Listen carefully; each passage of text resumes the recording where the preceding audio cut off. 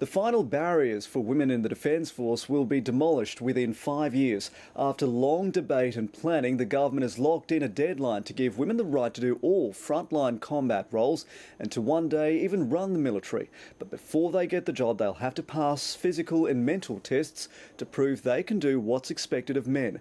From Canberra, George Roberts reports. They've been near the action,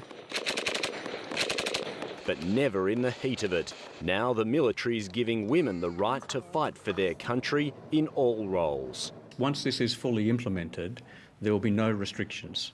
93% of Defence Force jobs are already available to women. Cabinet has put down a 5-year deadline for the remaining 7% to be opened up, including the top brass.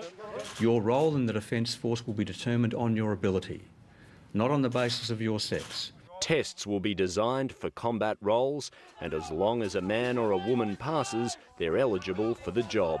And the test, or the criterion, is essentially, does an individual have the right physical and psychological and mental attributes to be able to do that job irrespective of sex. But even those who've studied and pushed for the change aren't expecting a rush to the front line. I think it will appeal. It might be a minority who can come up to the standards required, but there will be some women who will be able to do that. In theory, women could be fighting in the SAS within 5 years. They'd also be able to launch out of planes into combat as paratroopers and sweep the ocean for mines as clearance divers. But putting women in the line of fire won't be popular with everyone. Cultural change is needed in defence, and some predict combat units won't cope easily.